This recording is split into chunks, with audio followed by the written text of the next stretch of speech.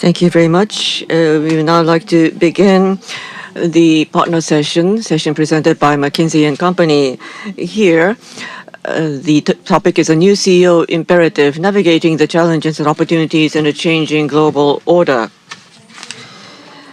Now I'd like to introduce the members and panelists and the moderator who will be on stage. First of all, Mr. Kenichiro Yoshida, Director and Executive Chairman and Representative Corporate Executive Officer, Sony Group Corporation. And next, Dr. Chris Miller, Professor, Fletcher School, Tufts University.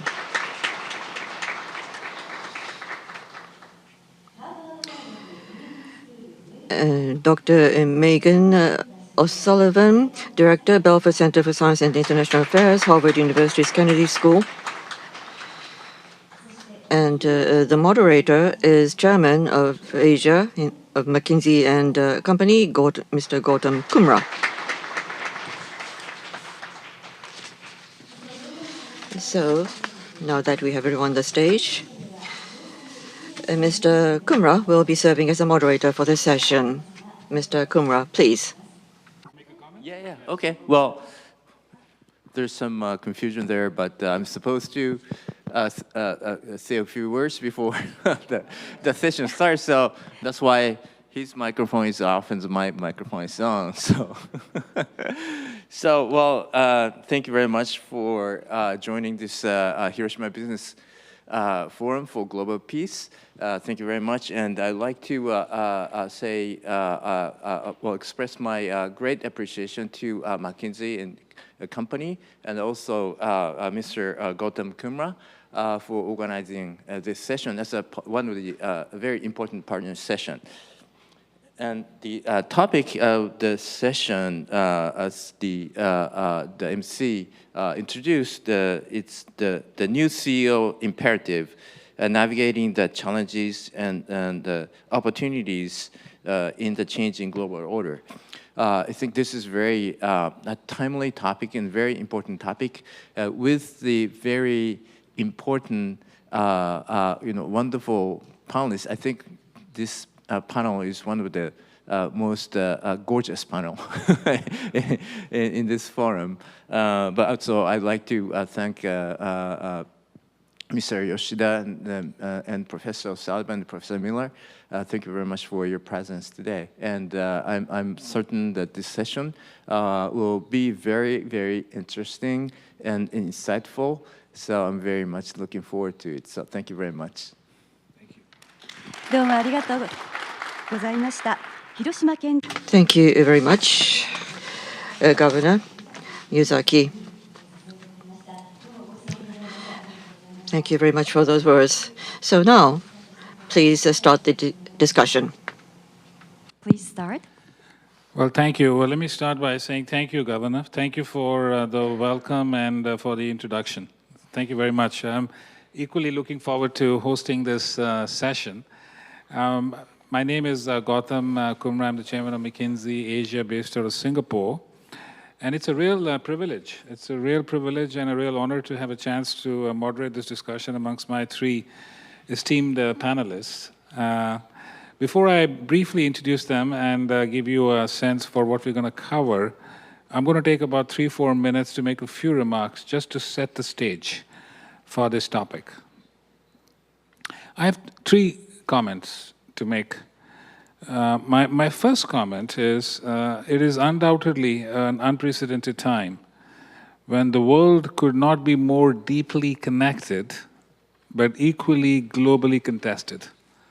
The world could not be more deeply connected and equally globally contested.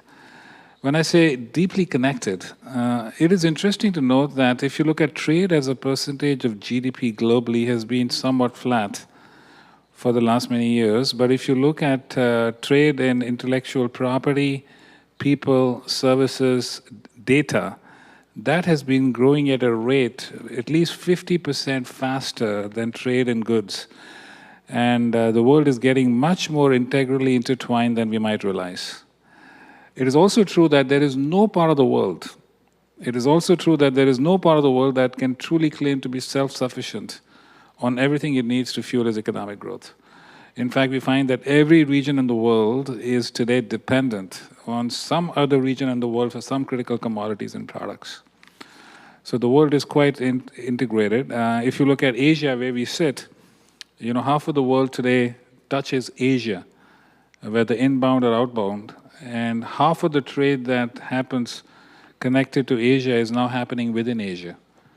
So Asia is also getting extremely integrated and connected with each other. But it's also true, part of the reason we're having this conversation is because the world is also deeply globally contested. Meghan, as you were telling me this morning, I think we are seeing a real competition for foreign policy and global supremacy. We're seeing kinetic conflicts, whether it's in the Middle East or Europe or elsewhere. We're also seeing a much more increase in what I would call economic lawfare. We're seeing increase in sanctions, increase in investment controls, and all of that is happening, and every day brings new challenges and twists. So that's the first thing. The world is incredibly interconnected, but also globally contested. Second, when we look at Japan, and I think you all know Japan better than I do, but I come here at 6 to 8 times a year. I think Japan not only is the 5th largest economy in the world, but it is strategically extremely interestingly positioned. On one hand, certainly, and Chris, we were chatting about semiconductors, it is now, certainly it's got a lion's share of fueling the semiconductor industry through its position in chemicals and making manufacturing and tools for the semiconductor industry. It's also playing a very important role in defining trade through the CPTPP deal and many other such agreements. So Japan is certainly in a very interesting strategic position to participate in and help shape the changing world order.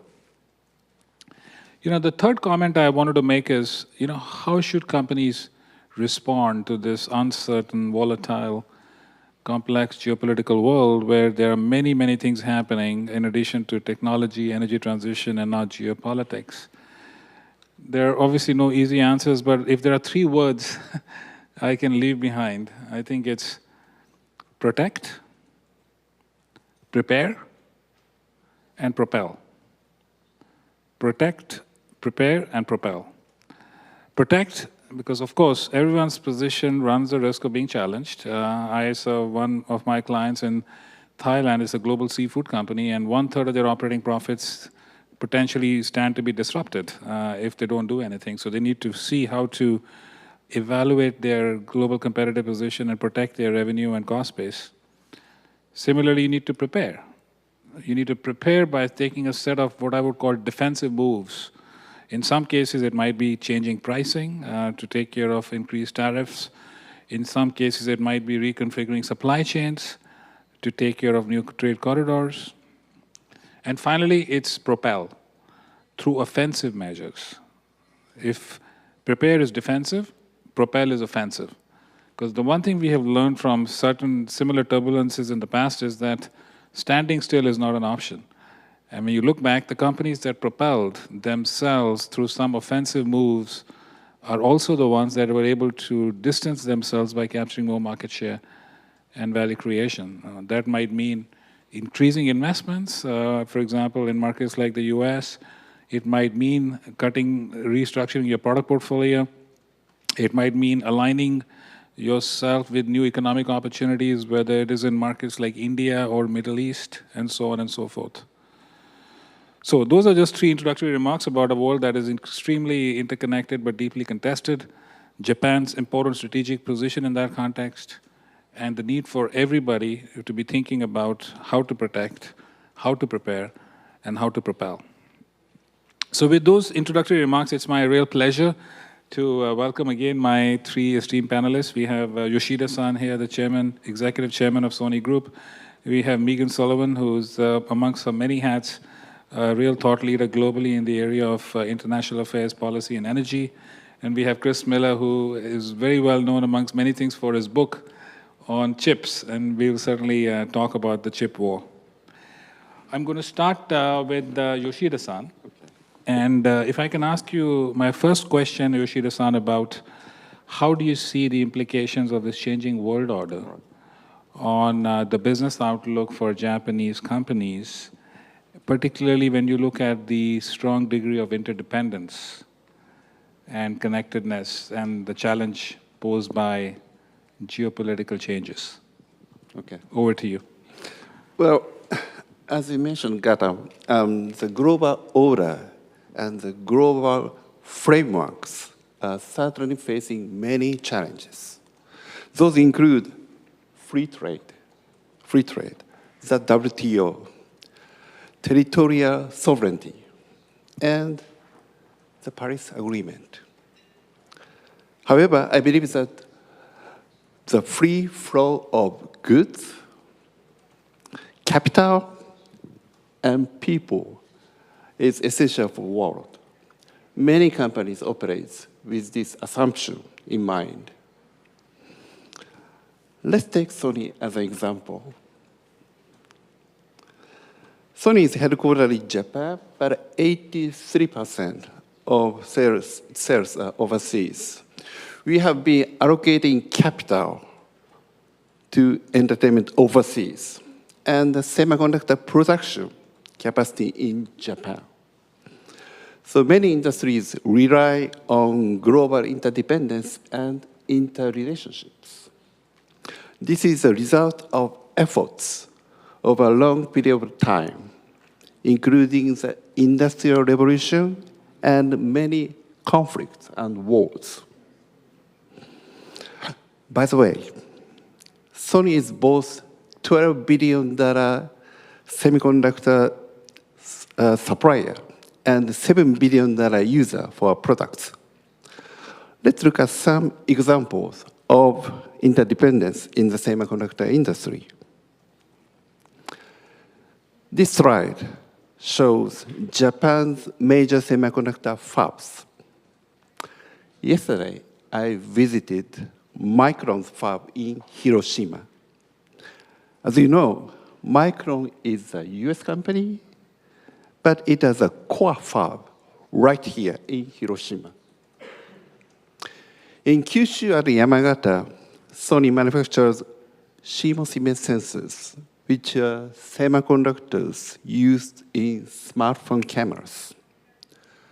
Taiwan's TSMC has a fab in Kyushu, while trial production has started at Rapidas in Hokkaido.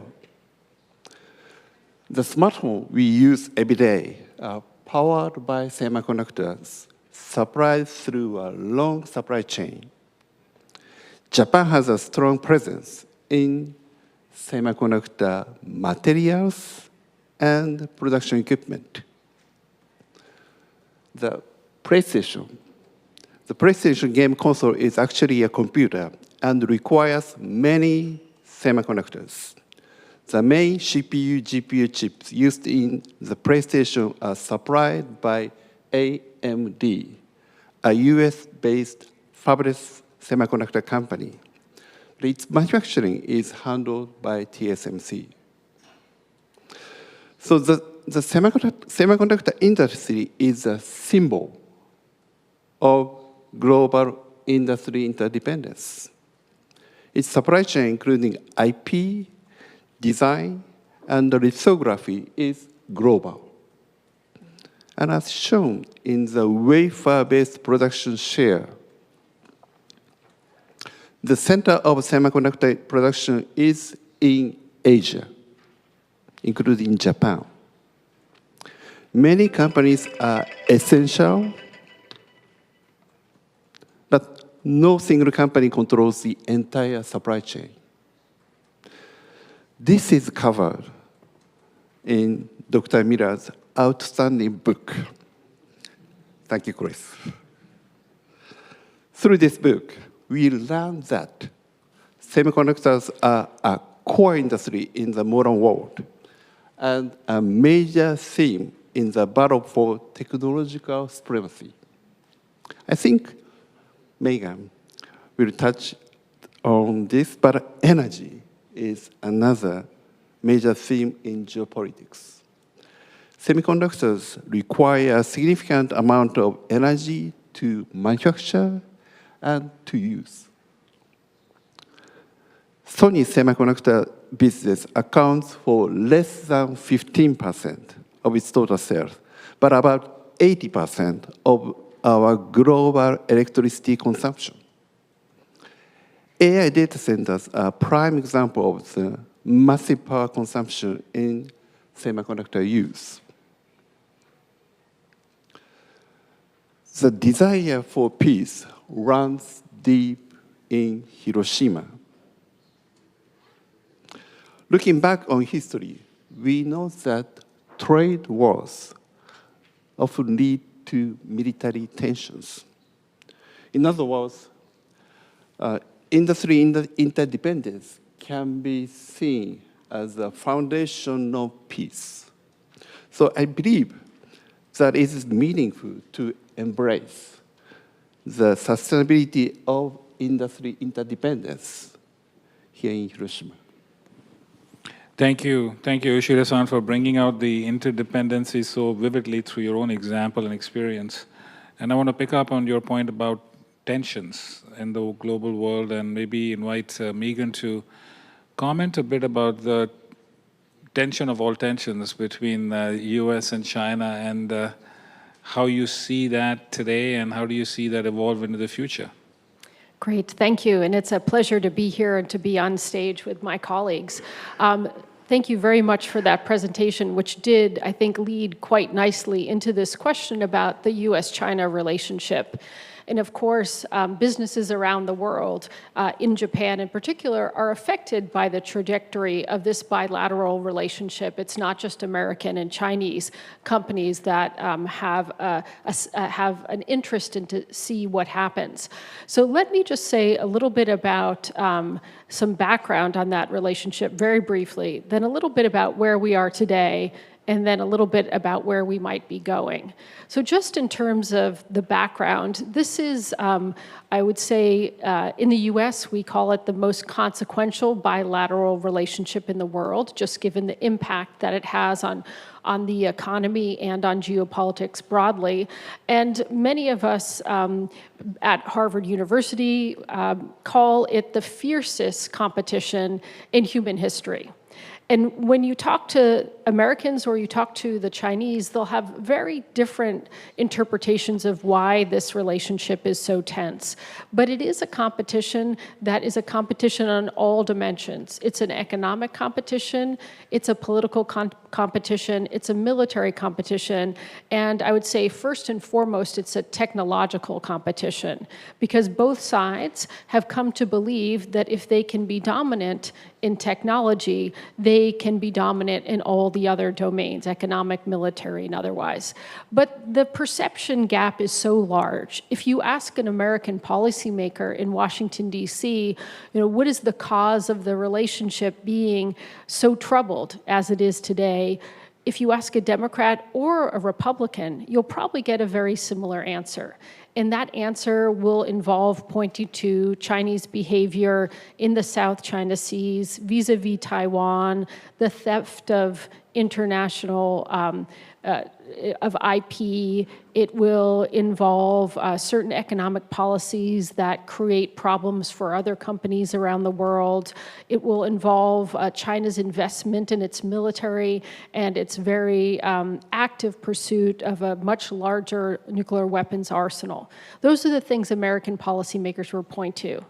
If you ask someone in China, what's the cause of the relationship being so tense, that person, and I did a debate with a Chinese general at a conference recently, so I had this opportunity to sort of compare perspectives. The Chinese person may say the real root of the problem is that America is in decline and it refuses to acknowledge its decline. And so we have these very different views of why the relationship is so tense, but it is nonetheless so very tense. The Biden administration spent a lot of time investing in relationships across the board. We saw every cabinet secretary, I believe, go to China to try to build a personal relationship with his or her counterpart. And the reason for that was not that the Biden administration believed that they could have a very close and collaborative relationship with China. They just saw that personal diplomacy as being essential to navigate any disruption in the relationship. And where we are today, with a different administration in Washington, D.C., is, I would say, an even more tense situation, because we don't have those deep relationships that were built over time. In fact, there is very little contact between Beijing and Washington now at official levels. And certainly everyone in this room will be well aware of the trade tensions that have unfolded over the last couple of months. As an American, I would say that I think the Trump administration probably misjudged or misread China, in the sense that there was perhaps the expectation that a very, very aggressive move in putting 145% tariffs on Chinese goods being sold to the United States would be sufficient to get the Chinese to come to the negotiating table and make concessions. And this was a pattern that proved true in much of the world. But China's different, China's much larger, and China has its own domestic politics. And so in fact, that move did not create an environment in which China was willing to make concessions, but instead kind of escalated the tensions. We're now in this bit of a pause, where we're all hoping for some kind of positive outcome.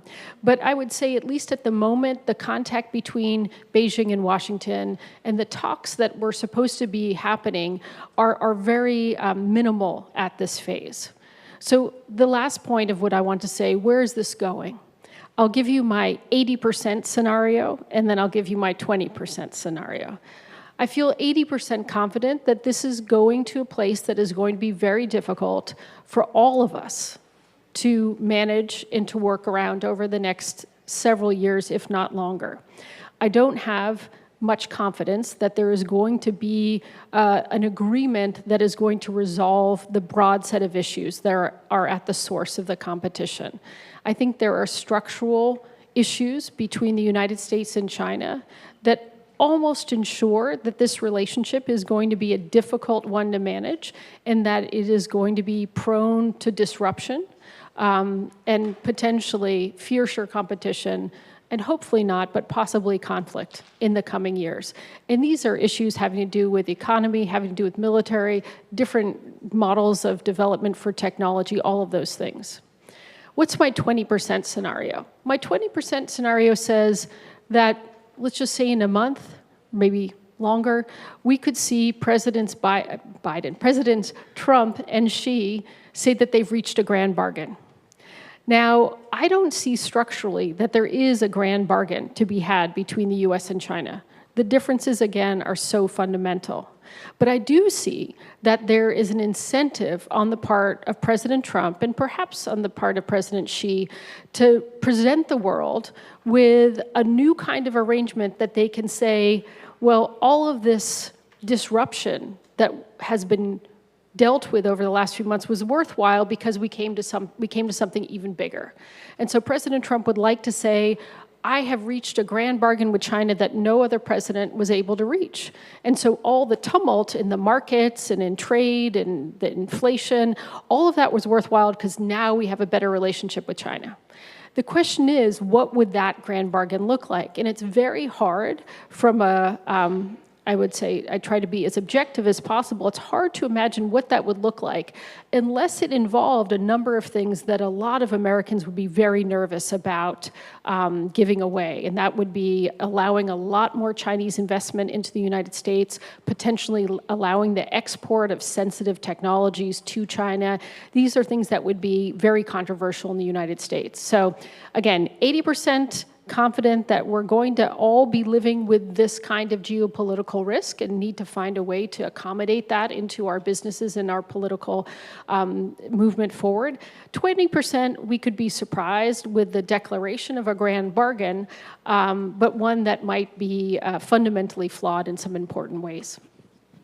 Thank you, Meghan, for teeing up the conflict defining our times today and the 80-20 scenario. And that sets up very nicely, Chip, Chris, the question about where is the race for chip supremacy going? And if you want to just share with our audience where we stand now since you wrote the book, and what do you see as the outlook? Great. Well, thank you for the opportunity to join today with these panelists. I think Meghan pointed out the central role of technology in U.S.-China competition in every sphere, military, economic, and others. And when you dig into the technologies that matter most, whether it's EVs and the automotive industry, whether it's AI and the race to build better AI systems, whether it's robotics and advanced manufacturing, undergirding all of that is better computing capabilities and therefore more advanced semiconductors. And that's why you see in every region of the world, all the major economies, Japan, European countries, the United States, China, Korea, every government is investing large sums of money, billions of dollars, trying to build their position in the semiconductor supply chain. And there's a real race going on right now between, on the one hand, the existing supply chain, which knits together the US, Japan, Europe, Korea, and Taiwan, as Yoshida-san pointed out, and a competing supply chain, which is headquartered in China. And what we've seen over the last decade is that China's tried to build a self-sufficient supply chain, which is a very difficult thing to do given the extraordinary complexity of all of the inputs involved, the materials, the chemicals, the tools, the intellectual property. But we also see that China's made real strides over the past decade, thanks to the extraordinary engineering talent in China, thanks to a lot of government investment that has made possible capital expenditure that would not have happened in a market economy, but is possible today in China. And thanks above all to a couple of leading Chinese companies, Huawei the most important, that have driven forward the technological frontier in China. And so I think by any metric, the gap between leading Chinese firms and leading firms in the existing international supply chain is smaller today than it was 5 or 10 years ago.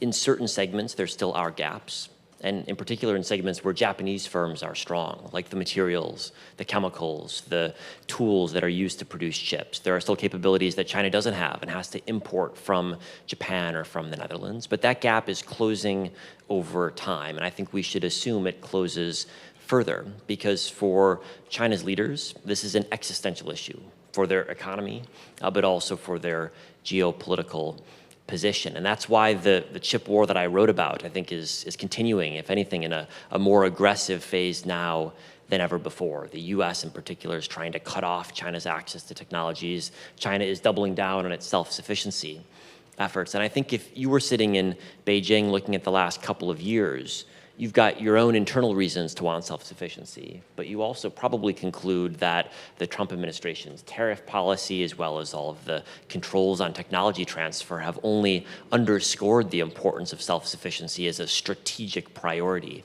for China. And so I think we're headed towards a world in which we have two increasingly separated supply chains. Not completely separated, because the integration that you highlighted really is fundamentally important, drives efficiency, drives technological improvement. But for political reasons, both China and the rest of the international supply chain want self-sufficiency for themselves as well. And so the interconnected world that you started with, Gautam, is beginning to come apart in certain ways, and advanced technology and semiconductors is one of the spheres where you see that most profoundly.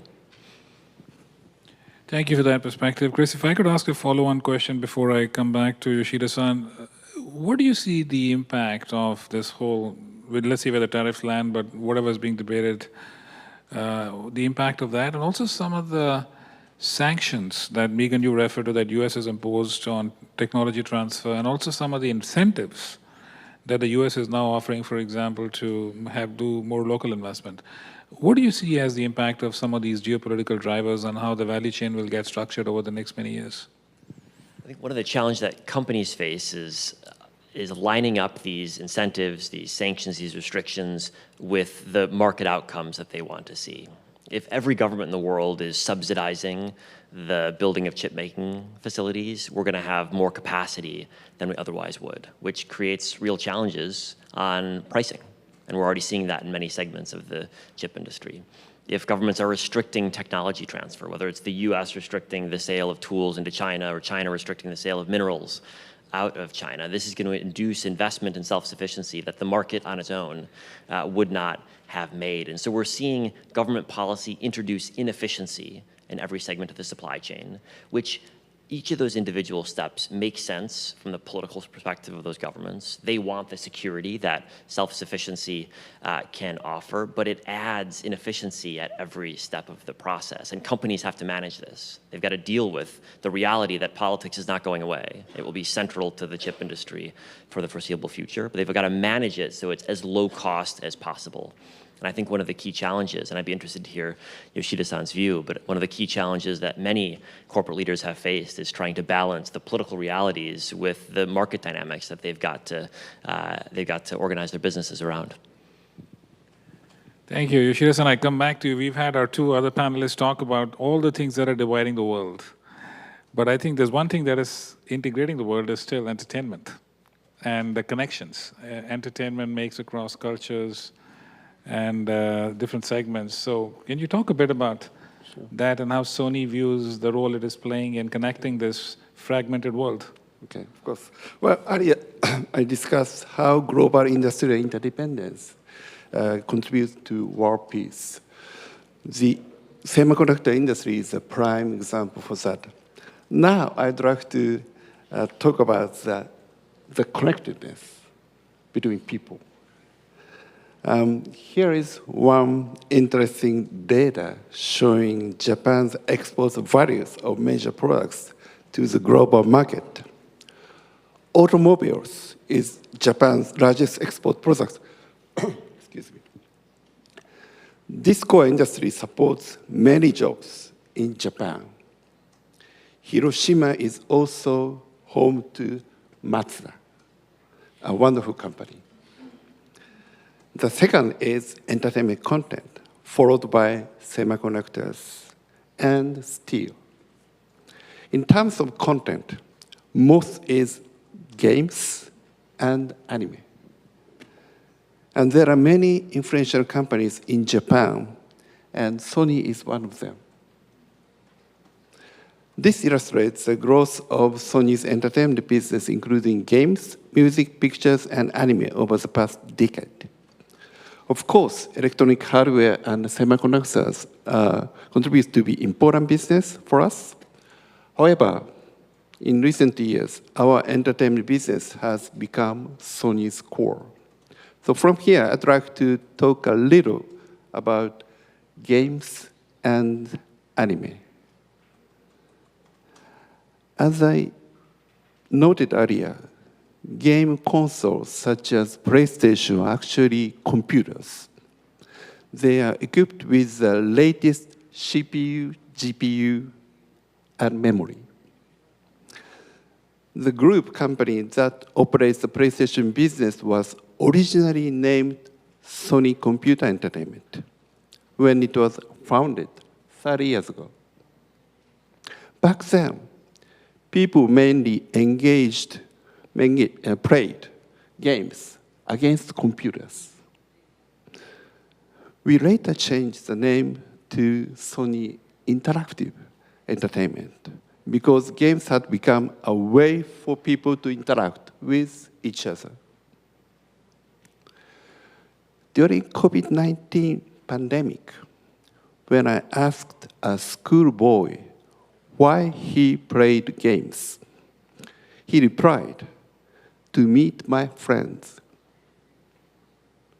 So games have become a form of live entertainment where people share time and space with each other. And people continue to seek live entertainment. The market for live music concerts, has been expanding steadily. Sports as the ultimate live entertainment. We use computer technology called game engine to offer the latest live sports technology as demonstrated in this video. These are CG images generated using game engines by tracking the player's movements. So this technology is unique as it generates and streams CG animation in real time with a live broadcast. Anime is a unique form of Japanese entertainment, enjoys worldwide popularity.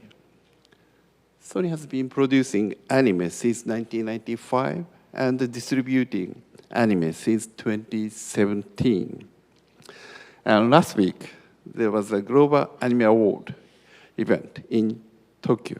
This event celebrates anime creators and also connects anime fans and creators.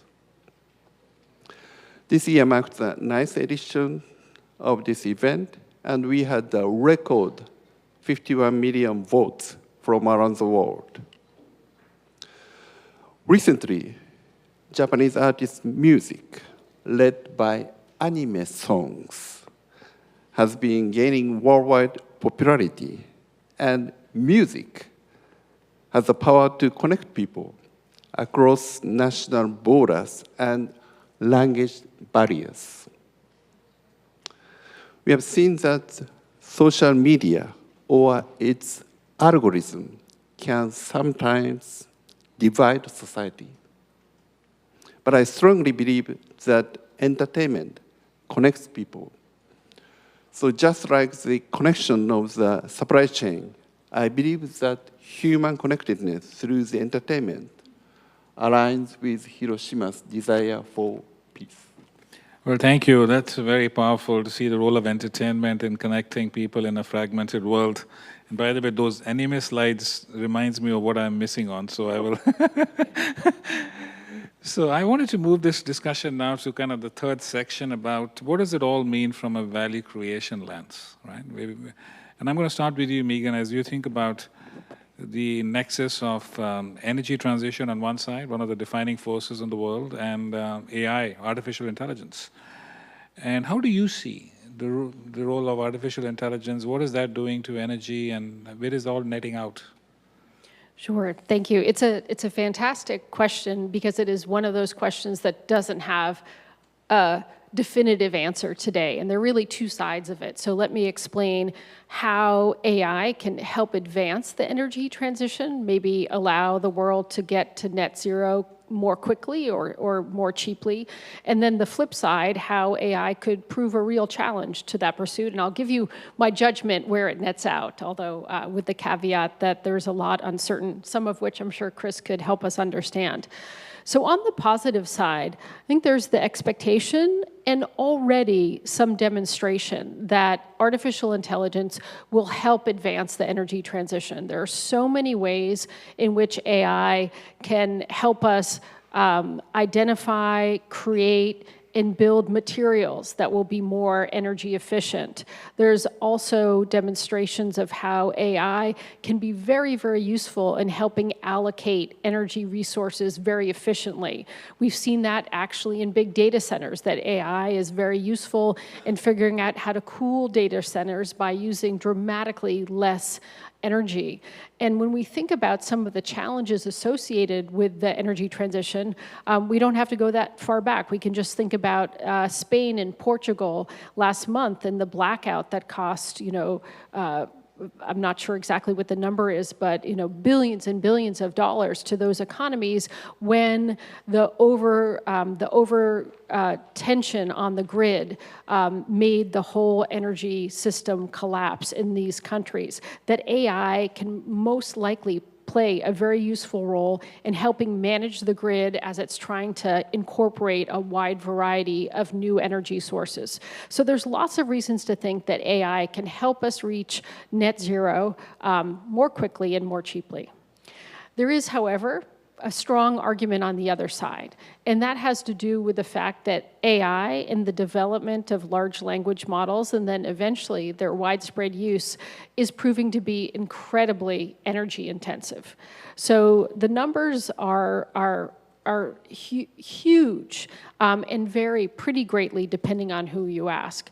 But if you look at the International Energy Agency, which is an institution in Paris without kind of a business connection or a government connection, so pretty much I would say the most unbiased source we could get, they look at the demands of AI on energy, AI development on energy, and expect that by 2030, that's in just 5 years, that the global energy usage for AI will be more than Japan's energy usage entirely.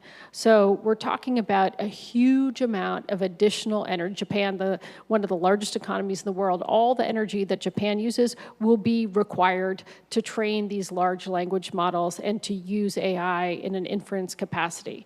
So that is a real constraint. So two things could happen. On the one hand, countries and companies could say, the development of AI is so critical to our national competitiveness and to our national security, much as Chris described, that we're going to use whatever kind of energy we need to make sure that energy is not a constraint on the development of these technologies. And that means if it can be renewable energy, great. If it's nuclear energy, fine. If it's coal, gas, whatever it takes, that will be used. And that could create real strains on the energy transition. Alternatively, a government might say you can only develop this AI capability if you're using renewable energy or using net zero energy. Many of these companies, before the boom in AI, made commitments to green their power usage in the coming decade. Now, I think given that choice, it is almost certain that governments and companies will choose to pursue AI given its national competitiveness and its national security implications over constraining the development of AI because it cannot be done without challenging the energy transition. So, we have these two sides of the coin.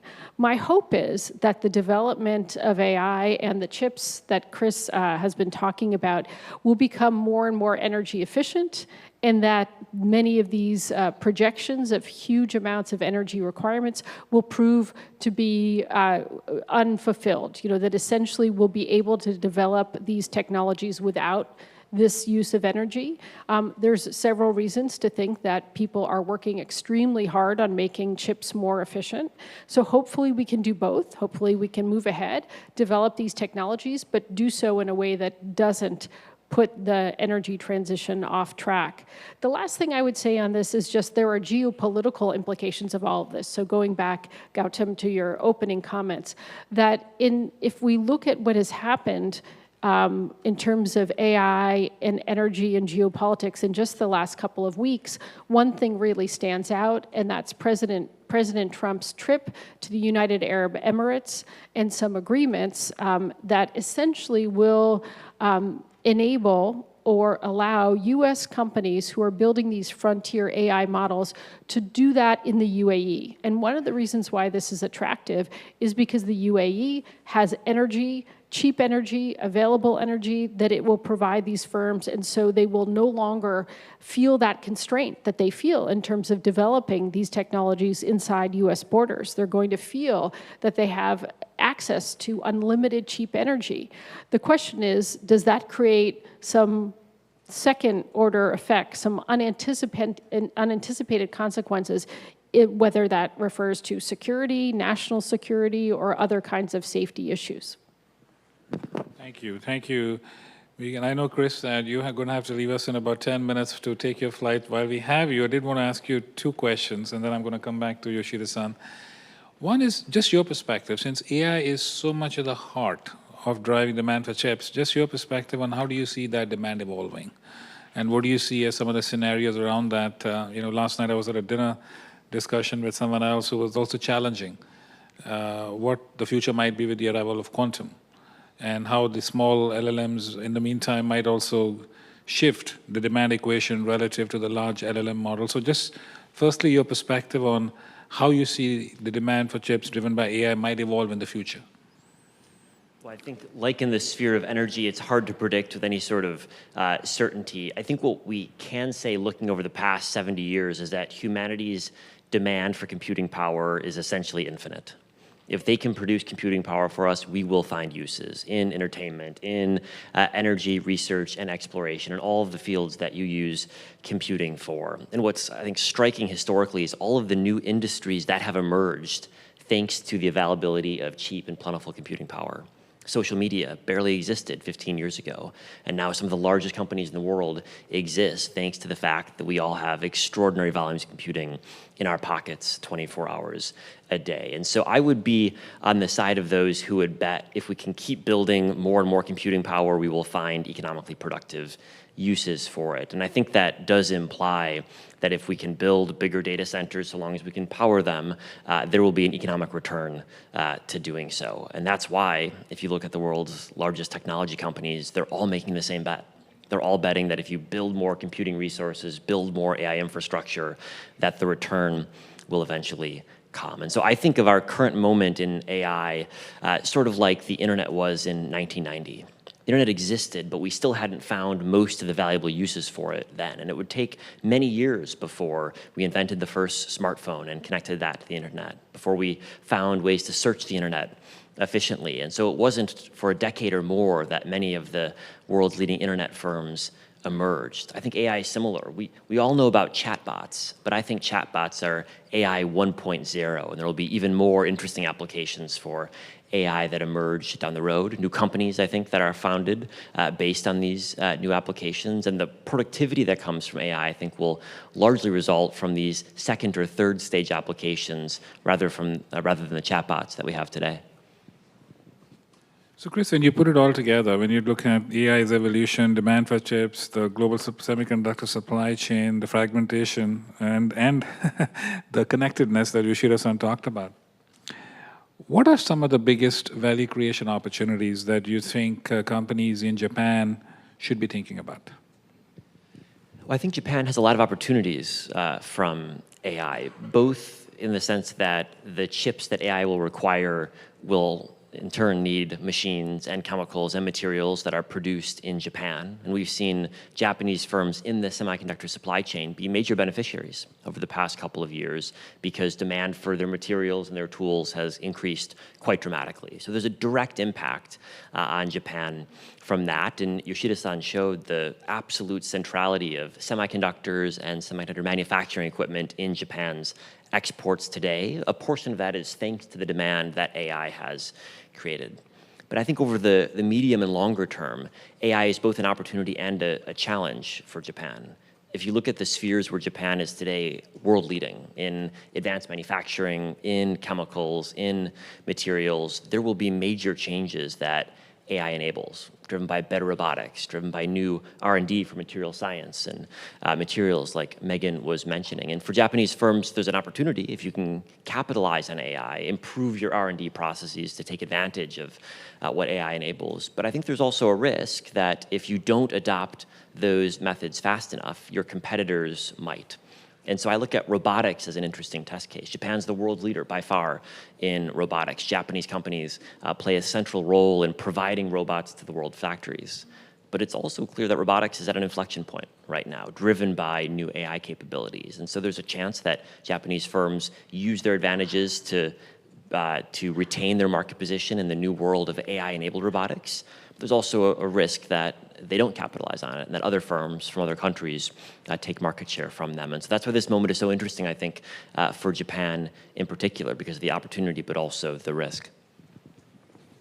Thank you for sharing. In fact, your comment sparked a thought. McKinsey did a study a few years ago on the global economic impact of AI, and I think we think that can add another $5–6 trillion to the global GDP, which, by the way, Meghan, is another thing which is bigger than the economy of Japan. So think about the economic impact of that.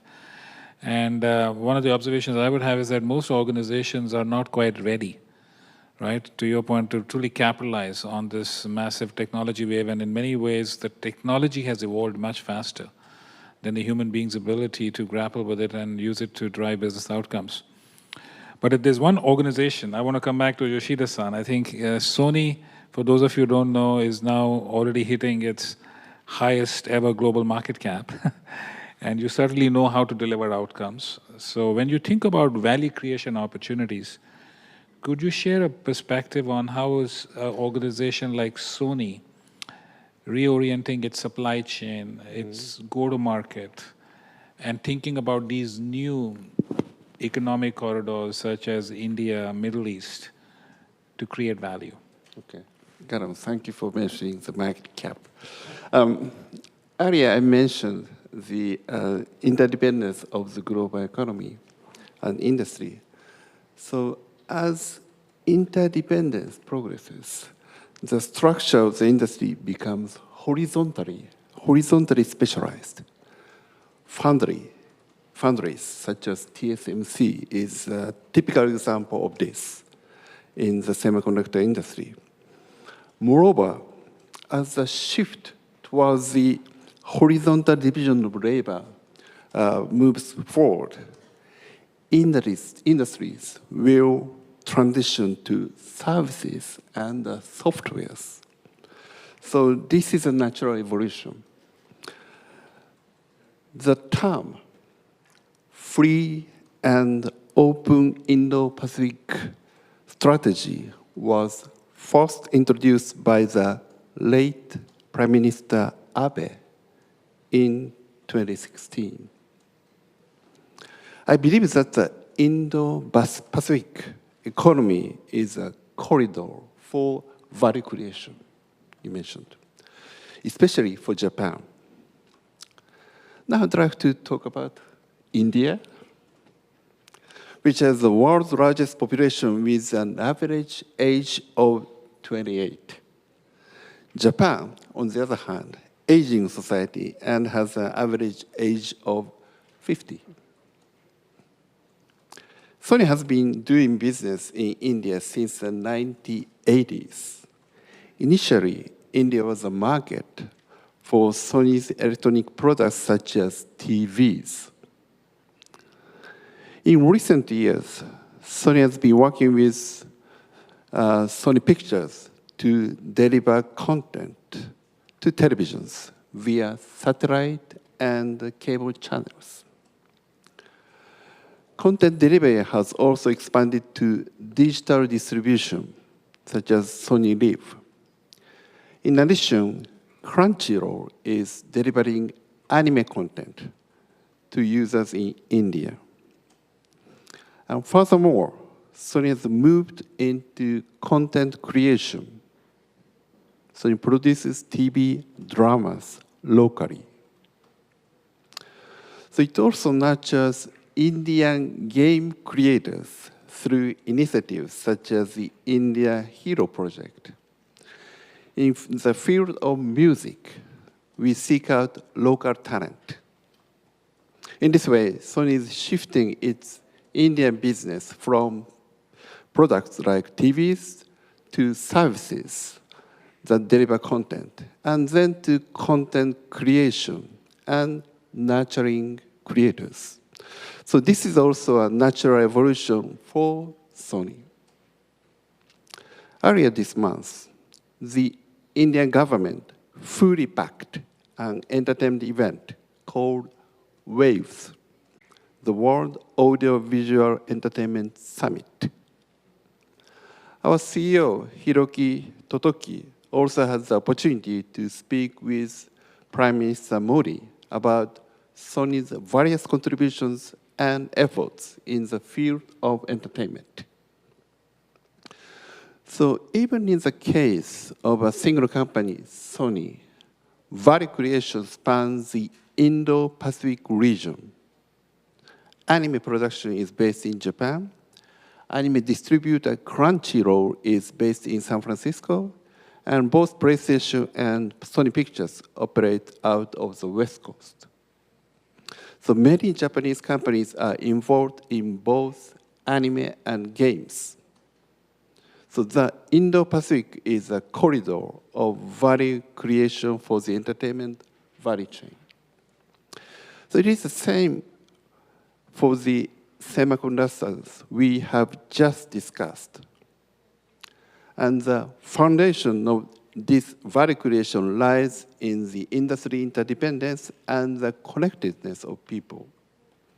So this interdependence and the connectedness, I believe these embody the desire for peace in Hiroshima. At the same time, the desire for peace and Governor Yuzaki-san's ESGP. ESGP, we learned that last night. Chris, I know you've got to run. Before you leave, I'm going to go to Meghan next, but before you leave, is there any final thought on how individuals or companies should be thinking about competing in this crazy time that you want to leave behind? Well, I think nothing to add beyond what I've already said, but thank you very much for the opportunity to join both of you. Okay, well, thank you. Thank you. Meghan, I'm going to come back to you. I think just to close the circle on value creation opportunities, and thank you, Yoshida-san. You exemplified the whole dimension of economic corridors and new geographies that present value creation opportunities.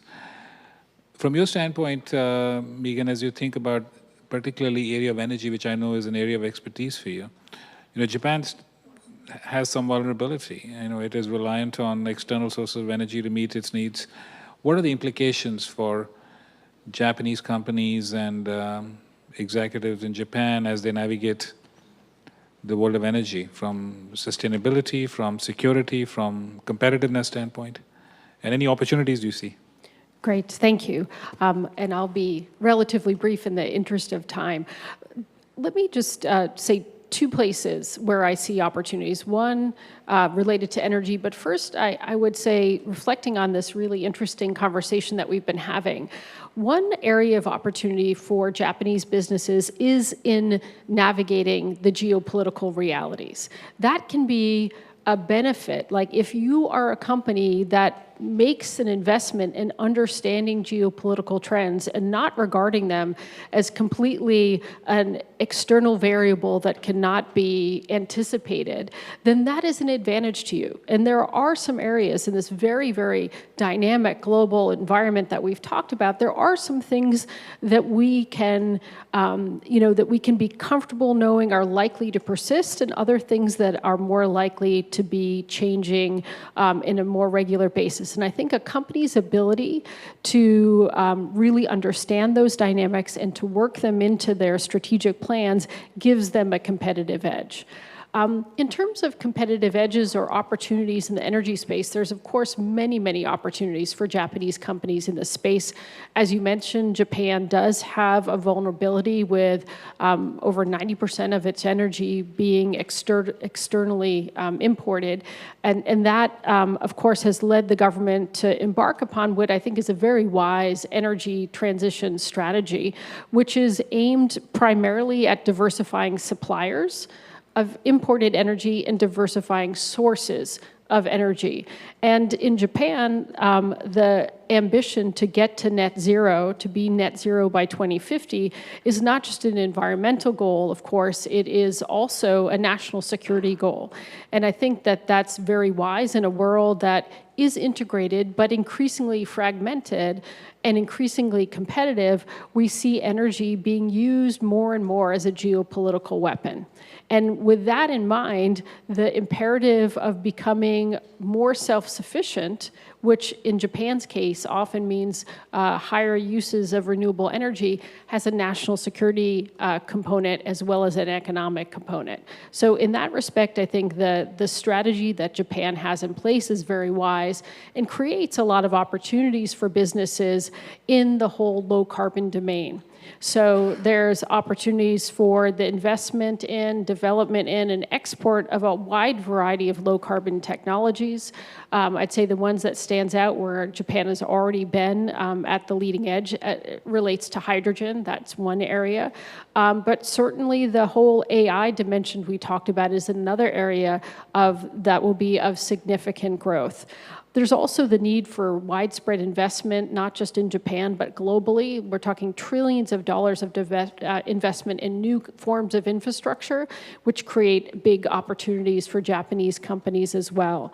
I could go on with the different energy sources, but I think that the main point is, if I were a Japanese business, I would be, sobered by the geopolitical realities, but appreciate that getting mastery of those is a competitive advantage, and then looking at the energy transition strategy of Japan as an opportunity to make investments that have both economic rationale, but they will also be lasting because they also have national security drivers behind them as well. Well, thank you. Thank you, Meghan. I think keeping an eye on the watch, I'm going to try and bring this to a bit of a close with maybe one or two remarks before I thank the two of you. I want to just share two reflections. I think hopefully this discussion has captured some of the challenges and opportunities of leading in today's times. And when I talk about implications for organizations, I also want to highlight what I call the microscope and the telescope. The microscope and the telescope. We talked about earlier when I mentioned protect, prepare, and propel. I put all of that in the context of the microscope. Looking at, as an organization, looking at everything that's happening around us, looking at the trends, looking at the risks, and using kind of a microscopic lens to see how do I protect, how do I prepare, how do I propel. But one also needs to have equally a telescopic lens. A telescopic lens that goes much more into the future. You're talking about 5, 10, 15 years, recognizing that you don't have the crystal ball. How do you build a capability in the organization as the management, as the board, to develop insight, to develop foresight, to have oversight on the key things that matter, is going to become equally important because geopolitical capability, Meghan, to your point, is going to have to be a capability, much like supply chain, much like product development, that organizations are going to have to build. And the last thing I'd say is, we are in Hiroshima, we are here in the context of the peace conference. I would also highlight the need to give hope. I think the need to give hope, and we all as leaders of functions, of teams, of divisions and companies have the obligation to give people hope and optimism, even as the world continues to look, as I said, deeply globally contested. With that, I'd like to thank my two esteemed panelists. Let me start by thanking you, Meghan, again for sharing your incredible perspective, not just in US-China, but how the whole nexus between AI, energy, and the opportunities it presents for Japan. And Yoshida-san, thank you for firstly leading by example. I think what you have done at Sony is a great honor and a case study in itself. And I think you have exemplified how institutions like Sony can play a role in connecting the world and giving peace and hope in a context of, again, a fragmented world. And also, how to transform the portfolio. You know, your slide about entertainment now double. How to transform the portfolio and how to tap into new opportunities is also very inspiring. So I want to thank the two of you and hopefully give you 5 minutes back before you get to the next session. Thank you for listening and thank you for engaging. Thank you, both of you.